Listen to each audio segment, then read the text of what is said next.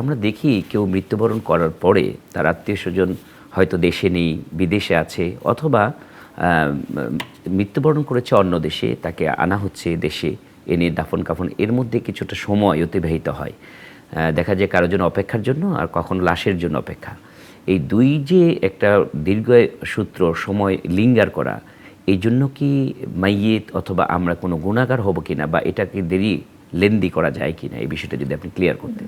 এটা শেখ সরাসরি হাদিস থেকে আমরা বলি জি জি, যে রাসূল সাল্লাল্লাহু আলাইহি ওয়াসাল্লাম বলেছেন, আসরিউ বিল জানাজা, তোমরা দ্রুত জানাজার সালাত আদায় করবে, কারণ সে যদি ভালো ব্যক্তি হয় তাহলে তোমরা তাকে তোমাদের কাছে আটকে রেখে কষ্ট দিচ্ছ। কারণ তিনি কবরে যাবেন, সেখানে আল্লাহর নিয়ামত প্রাপ্ত হবেন, তার জন্য জান্নাতের দরজা খুলে দেওয়া হবে, জান্নাতের নিয়ামতগুলো কবরে ভোগ করবেন। আর যদি তিনি খারাপ মানুষ হন তাহলে তোমরা তোমাদের কাঁধে একটা বোঝা রেখে দিয়েছো। এজন্য নবী সাল্লাল্লাহু আলাইহি ওয়াসাল্লামের হাদিস অনুযায়ী আপনার জানাজা দেরি করার এবং দাফন দেরি করার কোনো সুযোগ নেই, যেটা আমাদের সমাজে অনেকটা হয়ে গিয়েছে এরকম।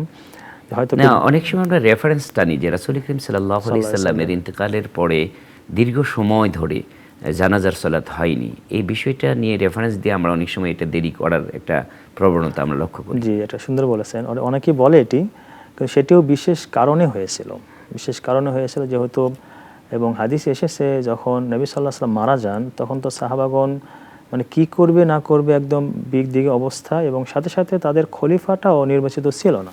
যেহেতু ইসলামী রাষ্ট্রের একটা ইসলামী বিষয়, রাষ্ট্রের একটু বড় বিষয় যে বিষয় আছে। হুকুমতের বিষয়, যে একজন রাষ্ট্রপ্রধান থাকতে হবে।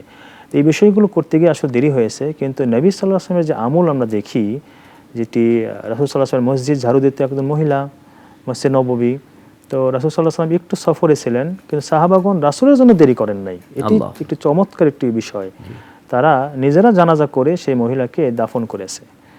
তাহলে গুরুত্বপূর্ণ কোনো কাজে যদি এরকম হয়ে থাকে যে দেরি হচ্ছে, গুরুত্বপূর্ণ বিশেষ কোনো কারণে, সেটা হতে পারে, কিন্তু সাধারণত আমরা দেরি করব না ইনশাআল্লাহ। শেখ, আরেকটা বিষয়, জানাজার সালাত তো একটা বড় দোয়া আমরা মনে করি। তো এই দোয়ার পরে কি আরো কোনো আনুষ্ঠানিক দোয়ার প্রয়োজন আছে, বা এই দোয়া করা কি বিদআত হবে, এই বিষয়টা যদি আপনি ক্লিয়ার করতেন, বা এর সাথে আরো কি কি বিদআত জড়িত। চমৎকার বলেছেন শেখ আপনি। সলাতুল জানাজা এটি আসলে সলাত নাম হলো পুরোটাই দোয়া। যদি কেউ অর্থগুলো বোঝে, শুরু থেকে সূরা ফাতিহা থেকে শুরু করে একদম শেষ পর্যন্ত পুরোটাই হলো মৃত্যু ব্যক্তির জন্য দোয়া করা, যে আল্লাহ আপনি আমাদের জীবিতদের ক্ষমা করুন, মৃত্যুদের ক্ষমা করুন, মৃত্যু ব্যক্তিকে আপনি জান্নাত দান করুন, তাকে উত্তম পরিবার দান করুন, জাহান্নাম থেকে বাঁচান, মানে যতগুলো দোয়া আছে এখানে তো কেউ বাদ পড়ছে না। আল্লাহুম্মা গফিরলি হাইয়িনা ওয়া মাইয়িতিনা ওয়া শাহিদিনা।